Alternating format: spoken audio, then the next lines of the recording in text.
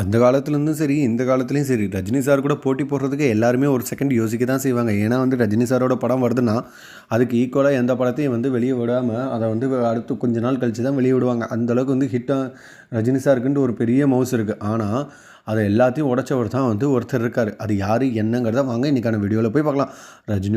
ரஜினியோடு துணிந்து மோதி ஹிட் கொடுத்த கங்கை அமரன். அட! அந்த பிரபு படமா? அப்படிங்கிற அளவுக்கு வந்து அந்த ஒரு படம் இருக்குது. வாங்க அது என்ன படம் என்னன்னு சொல்லி பார்க்கலாம். சினிமாவில் எந்த நடிகர் படம் எப்போது ஹிட் அடிக்கும் என கணிக்கவே முடியாது. ஒரு பெரிய நடிகரின் படம் ஓடாமல் தோல்வி அடையும். அந்த படத்தோடு வெளியான ஒரு சின்ன படம் ஹிட் அடித்துவிடும். ரசிகர்களுக்கு எது பிடிக்கிறதோ அந்த படம் ஓடிவிடும். சங்கரின் இயக்கத்தில் அதிக பட்ஜெட்டில் உருவான இந்தியன் 2 மற்றும் கேம் சேஞ்சர் படங்கள் ஓடவில்லை. ஆனால் குடும்பஸ்தன், டிராகன் போன்ற சின்ன பட்ஜெட்டுகளில் உருவான படங்கள் பாக்ஸ் ஆஃபீஸில் ஹிட் அடித்தது. எனவே நல்ல கதையும் ரசிகர்களை கவரும்படி திரைக்கதையும் இருந்தால் போதும், படம் ஓடிவிடும் என்பது பலமுறை நிரூபிக்கப்பட்டிருக்கிறது. சினிமாவில் நடிகர்கள், ஒளிப்பதிவாளர்கள், எடிட்டர் போன்ற துறைகளிலிருந்து இயக்குநராக பலரும் மாறியிருக்கிறார்கள். ஆனால் இசையமைப்பாளர், பாடலாசிரியர், பாடகர் ஆகிய அவதாரங்களை எடுத்து இயக்குநராக மாறிய ஒரே ஒருவர் கங்கை அமரன் மட்டுமே. இவர் இயக்கிய கோழி கூவுது படம் சூப்பர் ஹிட் அடிக்க தொடர்ந்து பல படங்களையும் இயக்கினார். இவர் இயக்கிய பெரும்பாலான படங்களில் பிரபுவும் ராமராஜனுமே ஹீரோவாக நடித்தார்கள். ராமராஜனை வைத்து கங்கை அமரன் இயக்கிய கரகாட்டா திரைப்படம் தமிழ் சினிமாவில் ஒரு மைல் கல்லாக அமைந்தது. தமிழகத்தின் சில தியேட்டர்களில் இப்படம் வருடமெல்லாம் ஓடியது.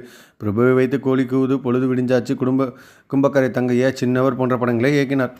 இதில் கும்பக்கரை தங்கையா படம் 1991ஆம் வருடம் பொங்கலுக்கு வெளியானது. இந்த படத்தில் ரிலீஸ் தேதி அறிவிக்கப்பட்ட சில நாட்களில் ரஜினியின் தர்மதுரை படமும் அதே தேதியில் வெளியாகிறது என அறிவிக்கப்பட்டது. எனவே கும்பக்கரை தங்கையா பட தயாரிப்பாளர் அதிர்ச்சி அடைந்தார்.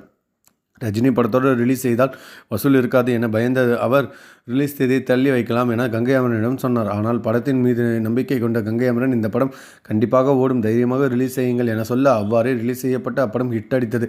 இந்த படத்தில் பிரபுவுக்கு ஜோடியாக கனகான் நடித்திருந்தார். இளையராஜா இப்படத்திற்கு இசையமைத்திருந்தார். ஒரு சூப்பரான ஒரு விஷயங்க பாருங்களேன். ரஜினி கூட பயந்துட்டு எல்லாருமே வந்து படத்தையே வந்து ரிலீஸ் பண்ணாமல் கொஞ்சம் தள்ளி போட்டுருவாங்க. பட் கங்கை அமரன் சார் வந்து அவர் ஒரு துணிச்சலாக வந்து அவர் வந்து படத்தை ரிலீஸ் பண்ணி அதை ஹிட்டும் அடித்து காட்டியிருக்காரு. கும்பக்கார தங்கையா படம் வந்து உண்மையிலே ஒரு நல்ல கதை தான். அதில் இப்போவும் கூட ஒரு சில இதை வந்து மீம்ஸாக போட்டு வந்து அவங்க வந்து கலாச்சிட்டு தான் இருக்காங்க. பிரபு சார் நடந்து வர மாதிரி கனகா மேம் நடுவில் நிற்கிறது, அந்த ஒரு மீம்ஸை வந்து போட்டு இப்போயுமே வந்து ஃபேமஸ் ஆகிட்டு தான் இருக்காங்க. அந்த படம் உங்களுக்கு ஞாபகம் இருக்கும்னு நினைக்கிறேன். உங்களுக்கு எத்தனை பேருக்கு ஞாபகம் இருக்குங்கிறத கமெண்ட் செக்ஷனில் கமெண்ட் பண்ணுங்கள்.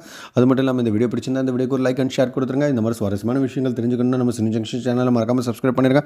அண்ட் உங்கள் ஃப்ரெண்ட்ஸ் அண்ட் ஃபேமிலி எல்லாருக்குமே இந்த வீடியோ ஷேர் பண்ணிவிட்டு இந்த வீடியோக்கு லைக்கும் கொடுங்க. நீங்கள் கொடுக்குற லைக் அண்ட் ஷேர் தான் இன்னும் டெய்லி வீடியோஸ் போகிறதுக்கு மோட்டிவேட் ஆகிட்டு இருக்கு. அண்ட் நெக்ஸ்ட் என்ன வீடியோ வேணுங்கிறத மறக்காமல் கமெண்ட் செக்ஷனில் கமெண்ட் பண்ணிவிடுங்க. தேங்க்யூ.